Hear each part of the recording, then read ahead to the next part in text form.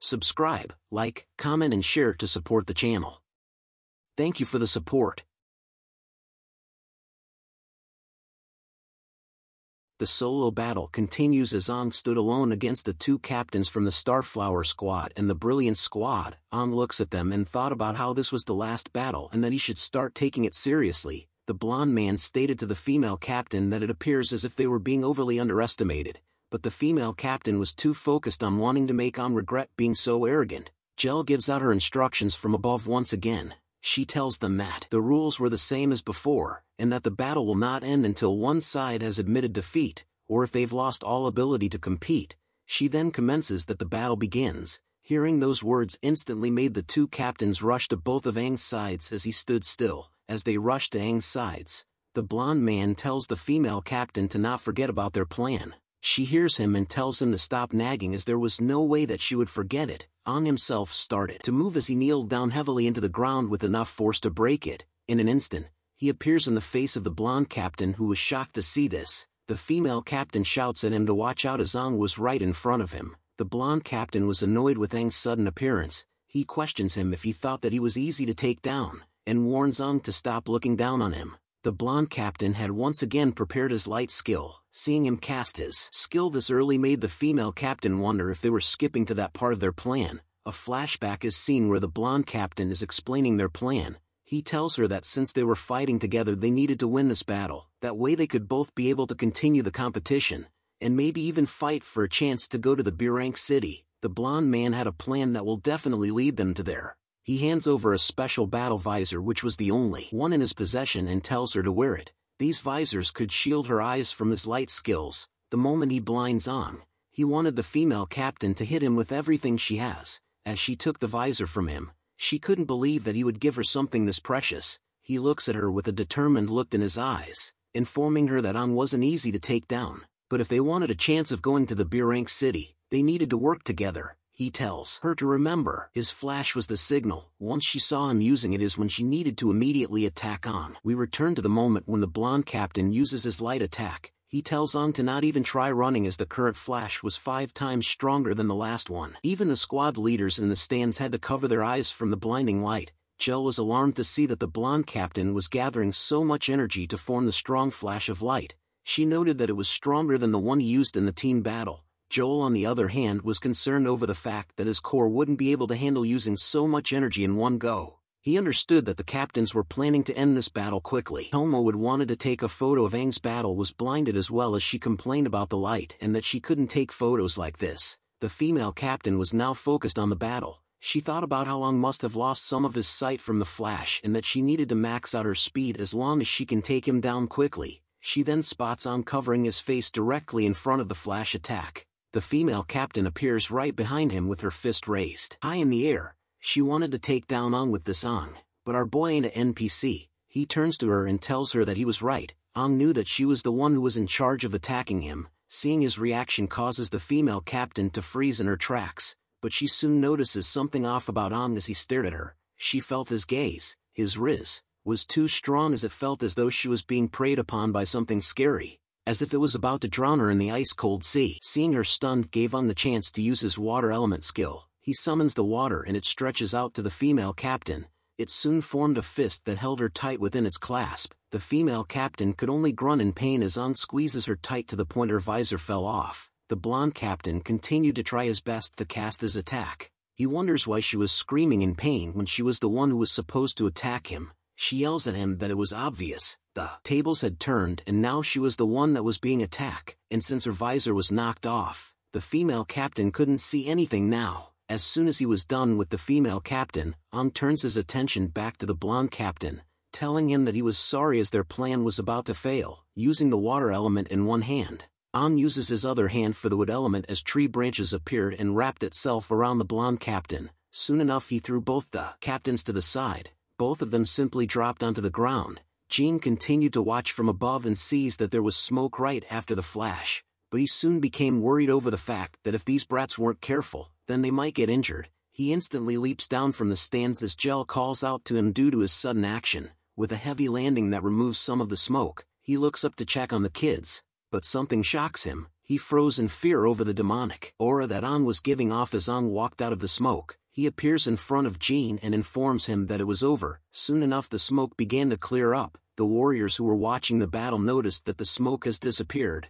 This made them curious about whose captain it was that was standing across from Jin, but someone else tells them that it was neither of their captains. Lu watches the battle and tells that it was someone else with a smile on her face. She tells him that it was Ang as he stood victorious over the knocked-out captains with a smile on his face along with the visor. Aang's team soon came over to the battleground to greet him. Snow was super excited over Aang's victory as he was curious about how he managed to attack them despite the flash, and that he was even able to defeat 2 people at once. He tells Aang that everyone who watched only managed to regain their sight once the flash was gone, but by then, the battle was already over. Aang gave off a nervous look as he came up with an excuse. He tells Snow that he did it by snatching the visor that they were using, but he only thought that he was good of him to take it from her as he just wanted to play with it in the first place. Snow grabs Aang and rubs his head while telling him good job. Lu didn't say anything to him but only thought about how she always felt that Aang was hiding something, but Jin soon calls out to their squad. He tells them to stand at attention. He then congratulates them on winning the competition and placing in first place.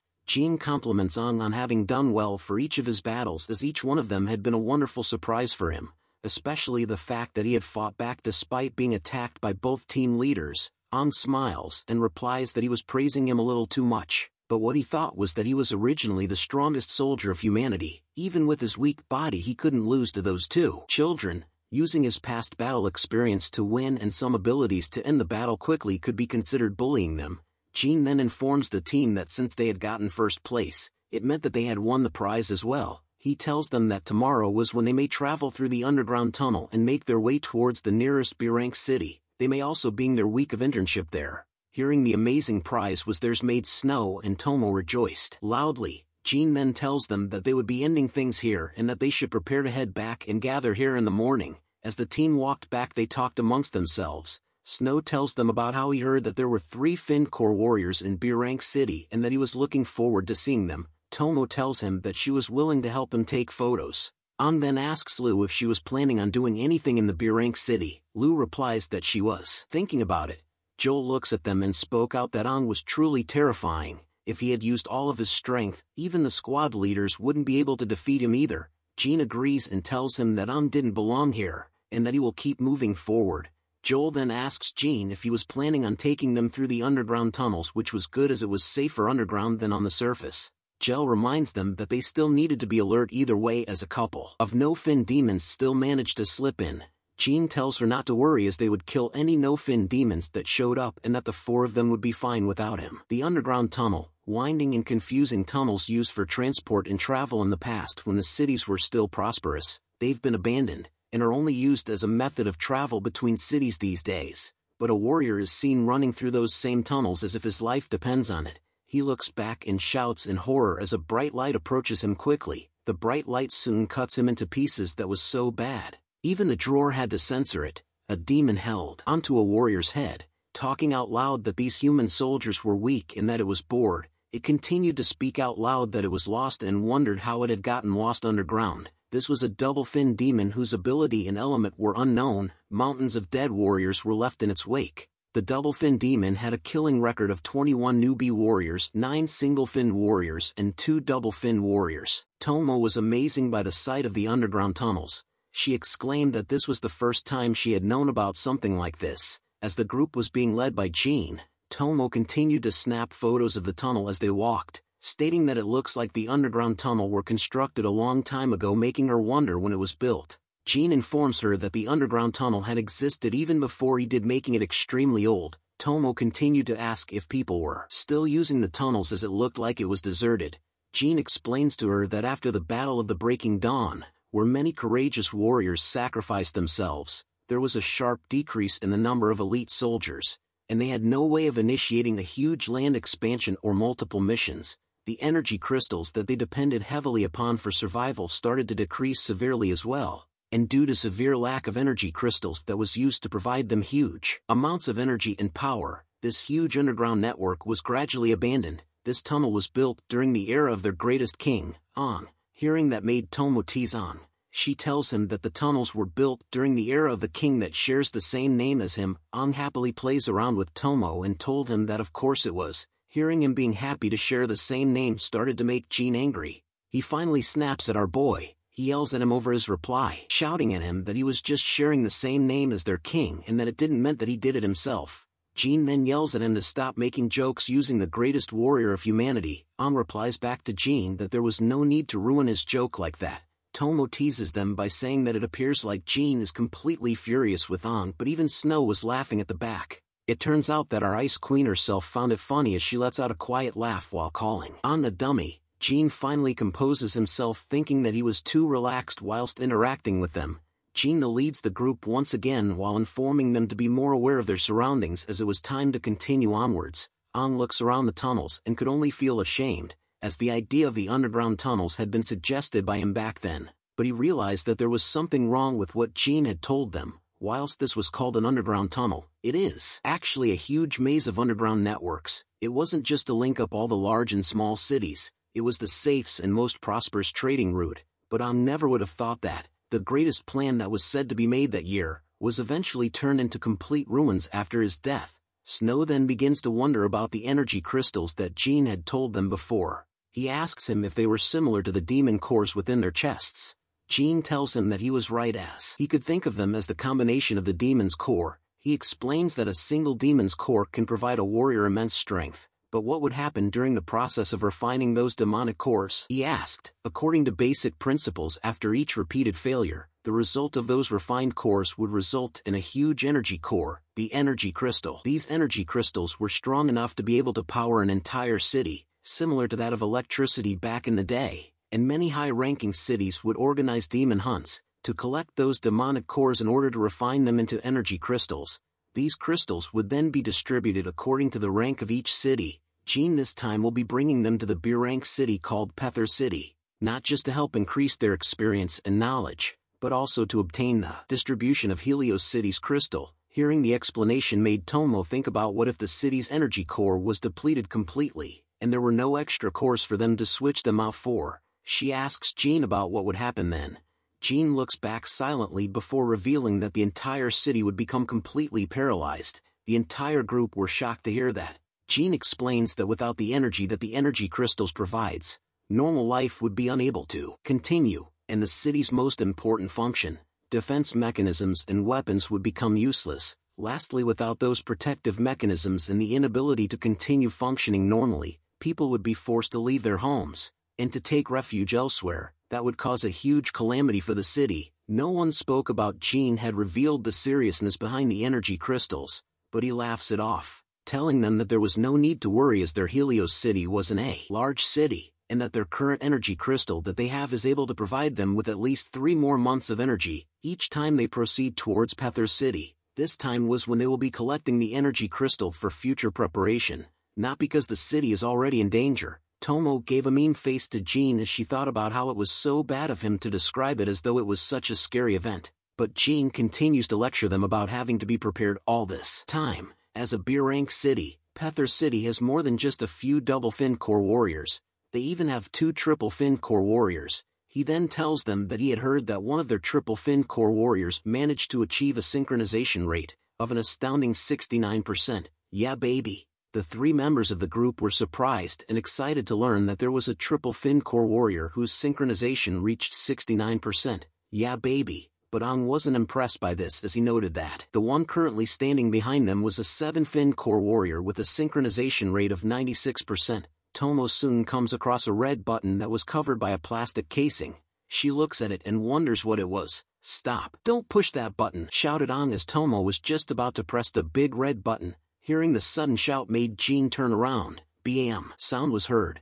Jin had knocked some sense into Tomo. He warns her to stop touching things carelessly here and thanked God that Ang was keeping an eye out. Tomo kneeled down in pain over being hit, and explains to them that there was just a button there and that her hand couldn't stop itself. Jin places the cover back onto the red button while explaining to them that this was an emergency button to forcibly close the tunnels. This was used to close down the tunnels and separate them when emergency situations occur. Absolute closure was written on a sign placed above the big red button. Jin looks up and asks them if they had noticed the circle that was behind them. He explains that the moment the button was pressed, a thick metal wall will close off the tunnel. This could only be used in emergency situations to keep other tunnels and cities safe. Ong was glad to know that it seems like the tunnel's most important ability is still working normally. But a sudden dreadful feeling overcame him. Aang's eyes focused as he felt the intense bloodlust. He senses that the bloodlust was coming from in front of them and that it seems that something was closing into them. Aang immediately steps forward in front of the ground while activating his core to summon his dagger. Jin then felt the intense bloodlust. He looks at Aang and was surprised to see that he had actually detected before him. But Jin knew that his nose couldn't be as sharp as his, which made him wonder if Aang had detected with just his intuition. But he removes those thoughts from his mind as he knew that this wasn't the time for it. Jin activates his core as well and orders everyone to prepare for battle while placing their bags down and getting into squad formation. They soon could see massive amounts of blood splat all around the tunnels. Jin looks at his foot and sees the blood that was coming from the direction of Pethor City. This made him wonder about what could have happened there, but a figure soon emerges from the darkness. Jin looks at it and wonders if it was a demon, but it was another human being that came into the light. They recognized him as a warrior from Pethor City. The warrior looks at them and recognizes Jin and the squad from Helios City, but his eyes then rolled backwards, causing him to collapse onto the ground in front of them. Aang and Jin started to question the warrior about what had happened to him in Pethor City. He tells them that there was a demonic wave that had attacked Pethor City, and that Pethor City had already raised the city abandonment siren. Fear could only be seen on Jin's face as he heard what the warrior said. Lu immediately questions Jin about what the city abandonment siren was and whether they should provide support for them. Jin remains silent to gather his thoughts before revealing what the siren was. He tells them that regardless of whichever city it was, there was only one situation where the abandonment siren would ring in a city, and that is when all of the warriors in the city have perished. All three members of the squad were horrified to hear that from Jin. An, on the other hand, was filled with anger over the fact that a city was conquered from the demons, making him question just how many people lost their lives from this. But a light started to appear from the darkness where the warrior came from. Aang looks at it with curious eyes, but the light sped up and stabbed itself into the warrior, who fell onto the ground. Aang curses at the fact that he was distracted and wasn't even able to react. The light soon pulls the warrior away from Jin and Aang back into the darkness. A demonic claw held onto the warrior's head as a voice spoke out. "Found you, huh? Why are there still people here?" said the demon as it emerges out from the darkness. It talked about how if it doesn't kill them all, it wouldn't be able to report its mission's success. The warrior tried his best to tell Jin and the others to run, but the demon soon slices his head off, telling him that the dead should remain silent. Its massive claw soon breaks the tunnel walls as it touches it. It walks towards Jin and the squad, telling them that it should continue to kill them all. This was the first appearance of a double-fin demon whose core was red and its element was fire. Its killing records was 21 newbie warriors, 10 single-fin warriors, and 2 double-fin warriors. Thanks for watching the latest part from the voice of Manhwa. Subscribe for more content and don't forget to comment below what you want to see in the future. Like and share for more.